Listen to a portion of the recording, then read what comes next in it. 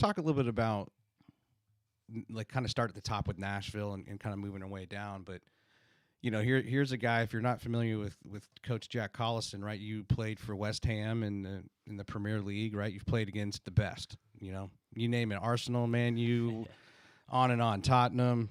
I'll have to tell you a Tottenham story later. I love that. But this is a professional athlete, and it's no secret the best soccer players, football players in the world they're not really from the U.S., right? They're from somewhere else. So, and then maybe where American football it's making inroads across the globe. You transfer those athletes, those former coaches, owners, whatever, over there.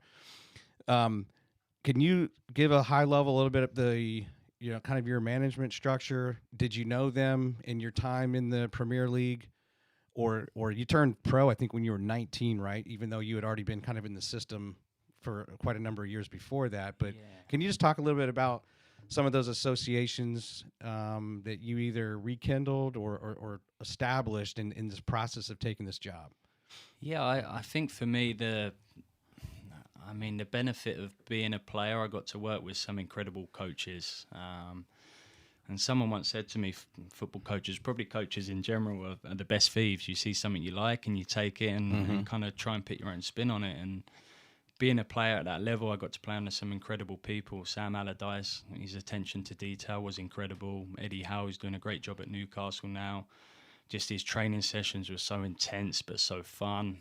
Gianfranco Zola was probably one of the greatest players to ever play in the Premier League, but how humble and what a family man, and how he made you feel was just really special. So getting all these experiences, and then unfortunately I had to retire at 26, but realistically by about 23 I was finished. My knee is completely shot and I was struggling, and just ACL? No, I dislocated my kneecap. No cartilage, bone on bone, so every time I played my knee blew up. But I'd say from 23 to 26 I spent a lot of that time going around the world, seeing the best people, trying out absolutely everything to get back playing. But then when I could kind of draw a line under it and put it to bed, I'd say I come to a bit of a crossroads, whether I hated the game because it had taken everything away from me, or whether I'm going to use that kind of adversity to try and spur me on to stay in it and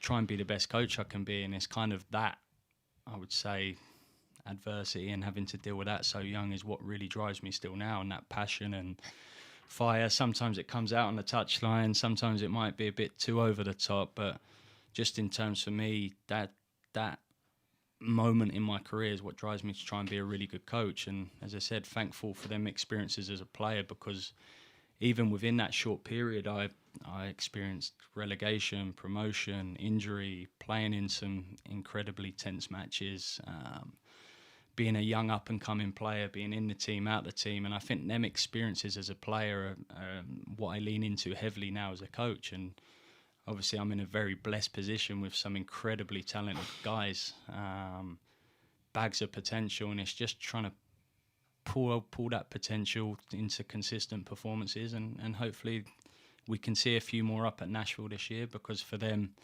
obviously we want to be successful in Huntsville, we want to win a lot, but ultimately to get 2 or 3 of these young lads playing regularly in Gary's team in the MLS is part of the job too. And I've been very fortunate in my coaching career as well to see some of these young kids going on and doing so well now.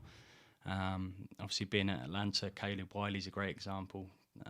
Broke into the first team, he's played the past 2 seasons, and literally last week just called up into his first senior men's national team camp for the US. So now to get these different experiences is great, and obviously my job is now to help guide these boys and push them when I need to, give them an arm around the shoulder when I need to. And I'm sure Mike will tell you we get it wrong sometimes, but ultimately the intent and the passion and the drive to do the best we can do is always there.